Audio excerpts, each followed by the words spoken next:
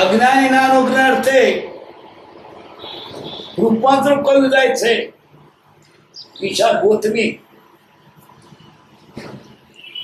એનો છોકરો મરી ગયો, રડતી હતી. એક જણ કે છે, જાને ગૌતમ બુદ્ધ ભગવાન છે, તારા છોકરાને જીવતો કરશે. આ તો ગઈ ભગવાનની પાસે, મારા છોકરાને જીવતો કરો. હવે કરું તો ભગવાન જૂઠું ના બોલ્યા, મરેલો હાજો થાય. પણ એને બોધ આપવા માટે, પ્રેરક પાઠ આપવા માટે કહ્યું, ચા ગમમાંથી મુઠી રહેલા, પણ એ પાછી ક્યાંથી લાવીશ? જેના ત્યાં કોઈ મરી ના ગયો ત્યાંથી લાવજે. આ તો ગમો પેલા ફરી આમ ગઈ રહી આપશો. કહો કેમ?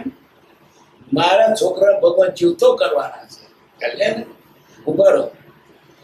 કોઈ મરેલું કે મરેલું ને, મારા બાપા મરી ગયા, દાદા મરી ગયા, તના કપે બીજે ગઈ રહી આપશો. કેમ કે મારા છોકરું લે.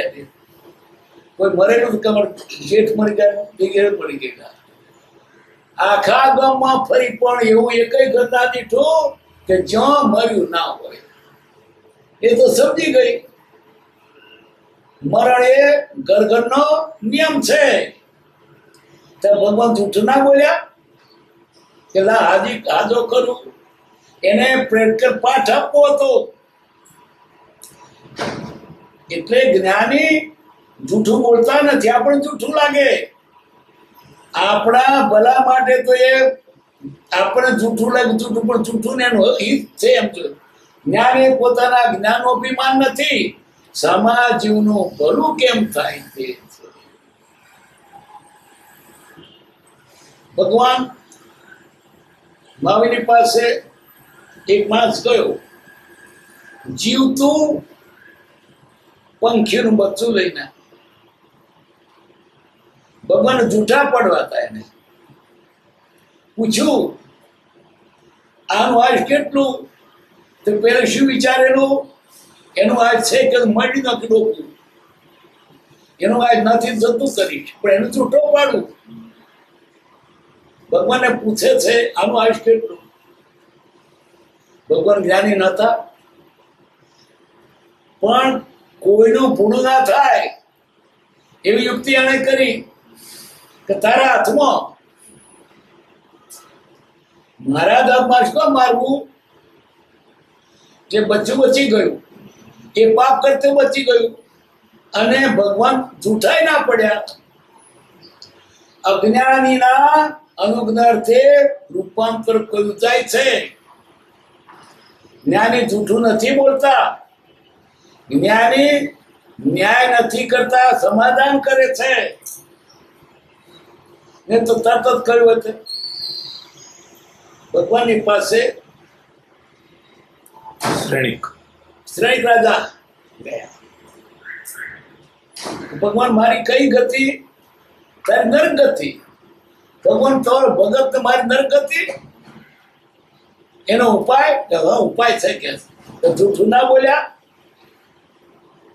નરકે જવાનો છે, ગયો એ, પણ એને બોધ આપવા માટે, એના ભલા માટે, પ્રેરક પાઠ આપવા માટે કહ્યું કે ઉપાય છે કે તું જા પુણ્યા શ્રાવકનું એક શ્રાવકનું ફળ લઈ આવ,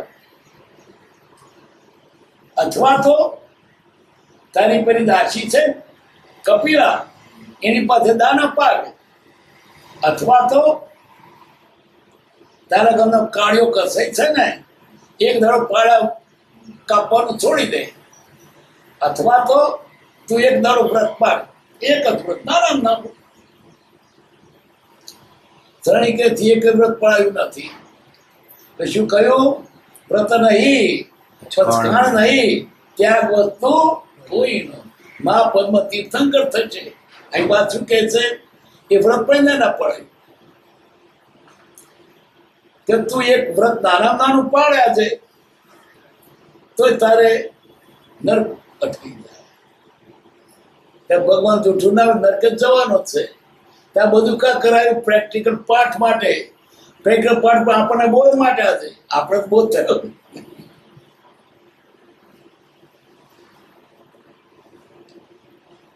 પછી પુણ્યા સ્વામી પાસે ગયા. મને સામાયિક નું પુણ્ય આપો. કે તો મેં તો વાપર્યું નથી કે કરે પામે, પણ ભગવાન મને મોકલ્યો છે. તો પૂછાય સામાયિક નો કેટલી કિંમત? એટલે ભગવાને કહ્યું, એક સાચું સામાયિક કરે તો દેવગતિ પામે, અને દેવગતિમાં દેવના પલંગનો એક પાયો, એટલો પાયો ખરીદવાની પણ તારી મિલકત નથી, તો શું ખરીદવાનો? શા માટે ભગવાને કહ્યું? એને બોધ માટે. તાર નરક ગતિ જ છે, બદલાય જ નહીં. અજ્ઞાનીના અનુજ્ઞાર્થે રૂપાંતર પૂર્વક કહ્યું જાય છે. પછી કપિલા દાસીને કહ્યું, તારે દાન આપવાનું આજે. આપું. તમે ગોળા થઈ ગયો, ગોળી થઈ ગયું, બંદર ખાલી નથી કરવાના, પણ તારે હાથે આપવું તો મારે નરગતિ ટળે, પણ મારા હાથે જ ના આપવું. પછી શું કર્યું? ટોપલામાં સોનિયા ભર્યા, એના હાથે જ ના આપે, હાથે ચાટો બાંધ્યો, પણ તોય ટોપલામાં હાથ ના ગયો, જોડે માણસ રાખ્યો. એના હાથે ચાટો બાંધ્યો, જોડે માણસ રાખ્યો, તે લઈને દાન આપ્યો. દાસી શું કે છે? હું નથી આપતી, રાધા ચાટો આપે. તોય ને કારણ અજ્ઞાનીના અનુગ્રહથી રૂપમ કયું જાય છે. એ અખતરો ખોટો. બોર લઈને આવેલા ઇન્દ્ર, એને તેદાર ભટકી દેલું, આજે બોર નથી ખાવ, પણ ભૂલી ગયો. પોતાની મેં ભૂલ કરી. ત્રીજું કયું? કસાઈ. કસાઈ કસાઈ, કાળિયો કસાઈ.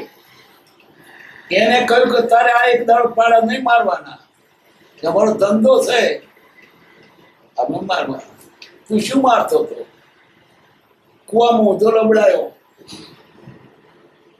પગે દોરડું બાંધીને, પણ કુવામાં આમ પાડા ચિત્રે, એક માર્યો, બે માર્યા, પણ તે નકમ, કારણ કે ભાવ તો કર્યા નથી. ટૂંકામાં શું કેવું છે? જ્ઞાની આ જીવના હિતને માટે જૂઠું બોલતા દેખાવ, જૂઠું નથી બોલતા. અજ્ઞાનીના અનુજ્ઞાર્થે રૂપાંતર કયું જાય છે. કૃપાદેવને કોઈ પૂછ્યું,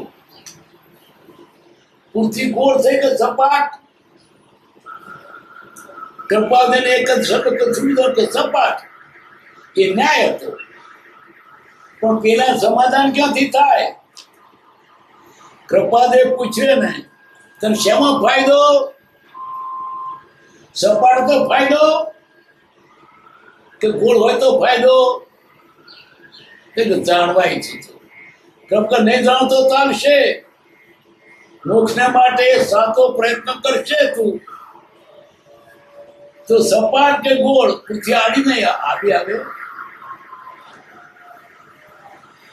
અને રાજદેવ જ્ઞાન ગયા, પણ પૃથ્વી સપાટ ગોળ ને જાણતો તો શું થાય? મોક્ષ જાય. પૃથ્વી ગોળ સપાટ જાણતો ને મોક્ષ જાય. જો ઈચ્છો પરમાર્થ તો કરો સત્ય પુરુષાર્થ, ભૌતિક આદિ નામ લઈ છેદો નહીં. કૃપાદેવે સપાટ કે છૂટી દેવું હતું, પણ સામાજીવને સમાધાન કેમ થાય એ વાત હતી. એમને અભિમાન નતું, અમારું હિત થાય. એ જ્ઞાની શું કરે છે? સમાધાન કરે છે, ન્યાય નથી કરતા. ન્યાયમાં તો કોર્ટમાં કેસ ચાલે, એકના તરફી આવે તો બીજા તો રીસ જ રહે ને. પણ સમાધાન થાય તો રીત ના રહે. ચાલો સમાધાન, રાજી થઈ ગયા. જ્ઞાની સમાધાન કરે છે, ન્યાય નથી કરતા. એક માના બે દીકરા, ચંદુ ને ચીમન. ચંદુને ચીમન ધક્કો માર્યો, ઓટલા ઉપર દાંત પડી ગયા. ચંદુ ના દાંત પડી ગયા તો એની મા પાસે મને ચીમને માર્યો, દાંત પડી ગયા. તો મા એમ કે તું ઉપર ધક્કો મારે, એકના તો પણ બીજાને પાડે. તો માં શું કરે? ડોળા કાઢે. એકને જાઓ ને ચીમટે જાઓ, રાજી થઈ ગયા. જ્ઞાની સમાધાન કરે છે. ન્યાય કોઈ બેના તૂટવા જોઈએ.